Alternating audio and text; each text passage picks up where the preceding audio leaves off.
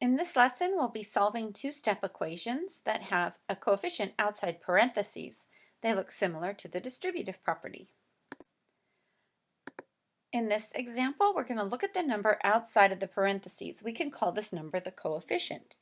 And then we look at the answer. So we have 5 and 50. Notice that the number outside the parentheses, 5, is a factor of 50. We can simplify this equation by dividing by the number outside of the parentheses. We can divide both sides by 5. When we divide both sides by 5, we get to cancel out the coefficient, and we're left with x plus 9 equals 10. Now we have a one-step equation. We can solve for x by subtracting 9 from both sides, and we see that x equals 1. We could also solve this equation using distributive property. Like we learned when we were simplifying expressions, we're going to distribute the 5 across both terms in the parentheses. So we multiply 5 times x and 5 times 9. So we get 5x plus 45. Outside term times first term and outside term times second term. This we set equal to 50. Notice now we have a two-step equation. With a two-step equation, we're going to need to undo the constant first. We undo 45 with negative 45 or minus 45 on both sides. When we cancel out the 45, we're left with 5x equals 5. Now we can undo the coefficient. We undo the coefficient of 5 by dividing by 5. Since it said 5 times x, we undo multiplication with division, and we get 1x equals 1. So when we solve this equation, using distributive property, we get the same answer as when we divided by the outside term. Here's another example, similar to the last example. 9 is outside of the parentheses, so we see, is 9 a factor of negative 27? It is, so we can divide by the coefficient. When we divide by 9, we simplify our equation, and now it says x minus 9 equals negative 3. To solve for x, we now have a one-step equation. We undo the constant, or undo the subtraction, with addition. Add 9 to both sides, and x equals 6. To solve this equation, we can also use the distributive property. So we could distribute the 9 across both terms in the parentheses. 9 times x and 9 times negative 9, or 9x minus 81, equals negative 27. Next, we can solve this two-step equation. We're going to undo the subtraction with addition. We undo negative 81 with plus 81 on both sides of the equation. So when we simplify, we get 9x equals 54. Next, we undo the coefficient using division, because this 9 times x we undo with division. 9 divided by 9 is 1, and 54 divided by 9 is 6. So our answer is x equals 6. Notice these were both methods, gave us the exact same answer, and one of them brought us to a two-step equation when you use distributive property. If you divide by the outside coefficient, however, you're left with a one-step equation. Here's a third example. In this example, you'll see there's a fraction that is the coefficient outside the parentheses.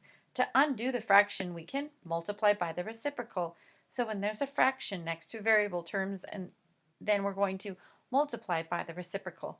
If we multiply both sides by 5 over 3, we cancel out the fraction, and we're left with m minus 6 equals negative 15, because we were able to cross reduce. So m minus 6 equals negative 15. Next, we need to undo the constant using addition. Because our constant is a negative 6, we undo with a plus 6, and we're left with m equals negative 9. In this case, we were able to undo without needing to do distributive property, because distributive property would have left us with a funny fraction. So it's much easier just to cancel out the outside term before solving. In this expression, we're going to try to remove or undo the decimal outside the parentheses. So we're going to divide by the coefficient of 2/10. Divide both sides by 2/10, cancel out the coefficient, and you're left with c minus 3 equals, we have negative 10 divided by 2/10. Well, let's take that decimal point and move it over one place to the right. Whatever you do to the bottom, you have to do to the top. When you move the decimal point one place to the right, you get 100, negative 100 divided by 2. So c minus 3 equals negative 50. Next, we can undo the constant, or undo the subtraction, with addition. Add 3 to both sides, and c equals negative 47. So when we see an equation with a term outside parentheses, try dividing both sides by the term outside the parentheses to simplify the equation before solving. Here we can translate a two-step equation. Katie starts with the $75 in her bank account. If she deposits $20 each month, after how many months will she have a total of $195 in her bank account?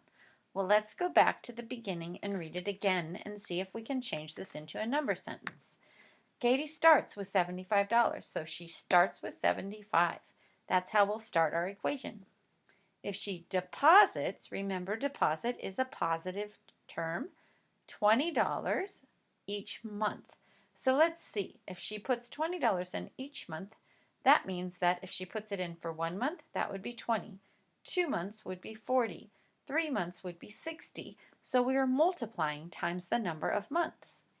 And then she would, after how many months will she have a total? A total means equals of 195. So this word problem can be translated into this number sentence. 75 plus 20 times the number of months equals 195.